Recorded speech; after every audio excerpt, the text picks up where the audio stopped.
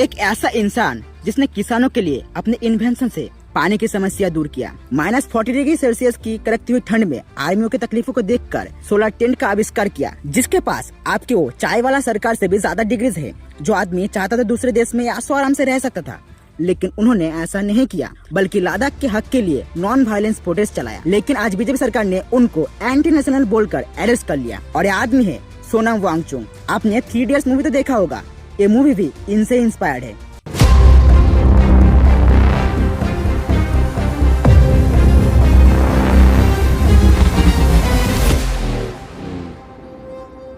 छब्बीस सितंबर 2025 दोपहर के 12:30 बजे पुलिस सोनम वांगचुक के घर में घुस जाते हैं। फिर उनके घर की तलाशी लिया जाता है, उनके फोन और इलेक्ट्रिक डिवाइस को छीन लेते हैं। उसके बाद उनको अरेस्ट कर लिया जाता है बिना किसी कोर्ट ऑर्डर के। उस दिन उनकी वाइफ घर पर नहीं थी। पुलिस की तरफ से उनको एक कॉल आता है कि उनके हस्बैंड को नेशनल सिक्योरिटी एक्ट के तहत गिरफ्तार किया गया है। लेकिन उस टाइम को उनको सोनम वांगचुक के साथ बात करने का कोई मौका नहीं दिया जाता। और ये नेशनल सिक्योरिटी एक्ट ऐसे डिजाइन किया गया है कि अगर सरकार बोले कि आदमी नेशनल सिक्योरिटी के लिए खतरा है, जाओ इसे पकड़ के लेके आओ, तो अरेस्ट कर लिया जाता है और कोर्ट में पेश करने की भी कोई जरूरत नहीं होती। ये एक्ट आतंकवादियों के लिए बना था, लेकिन इससे एक साइंटिस्ट, इंजीनियर, एडुकेटर जिन्होंने देश का नाम दूसरे देशों में रोशन किया, आज उनको ही इस एक्ट के तहत अरेस्ट किया गया है। बीजेपी सरकार का मानना है कि इंसान सोनम वांगचुक चीन और पाकिस्तान से मिले हुए हैं। रिसेंटली नेपाल और बांग्लादेश में जो हुआ वैसा ये इंडिया में भी करना चाहते हैं। लेकिन भारत सरकार लद्दाख के प्रोटेस्ट को ना समझकर सोनम वांगचुक को विलेन बनाने में लगे हुए हैं, क्योंकि नेपाल और बांग्लादेश को देखकर भारत सरकार के दिमाग में जेन ज़ी का भूत घुस गया है।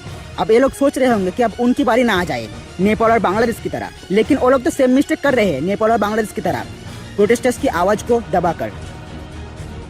आखिर लद्दाख प्रोटेस्ट की डिमांड क्या है और सरकार इसे पूरी क्यों नहीं कर रही? फ्रेंड्स, लद्दाख की डिमांड है कि लद्दाख को 6 शेड्यूल में ऐड किया जाए और उन्हें स्टेटहुड दिया जाए। गाइस, 6 शेड्यूल में लद्दाख को ऐड करने पर लद्दाख के लोगों की जमीन कोई छीन नहीं सकता, उनके जंगल को कोई काट नहीं सकता। और ऐसा करता है कौन? Corporate companies. लेकिन सरकार इस डिमांड को पूरी क्यों नहीं कर रही है? हाँ, वही अंबानी अडानी टैक्स।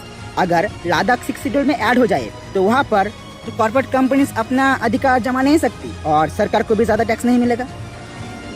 10 सितंबर से लद्दाख में हंगर स्ट्राइक पीसफुली चल रहा था, लेकिन सरकार ने फिर भी नहीं सुनी। फिर 23 सितंबर हंगर स्ट्राइक करने वाले 2 लोगों की तबीयत अचानक से खराब हो गई। उनको क्रिटिकल कंडीशन में हॉस्पिटल में भर्ती कराया गया, जिसको देखकर लोग थोड़े वायलेंस हो गए और रास्ते पर उतर गए। इतने दिनों से इनकी डिमांड्स को नजरअंदाज करने का गुस्सा अब चरम सीमा पर था। इसके कारण कई जगह पर तोड़फोड़ और जलाने की तस्वीरें सामने आए। उसके बाद पुलिस प्रोटेस्टर्स पर लाठीचार्ज करते हैं। कुछ आई विटनेस की माने तो पुलिस यहाँ पर गोलियां भी चलाते हैं, जिसमें 4 लोगों की मौत हो जाती है और कई लोग घायल हो जाते हैं। एक शॉकिंग बात है, इस 4 लोगों में एक कारगिल वार के आर्मी भी थे, जिन्होंने पाकिस्तान से लड़े थे।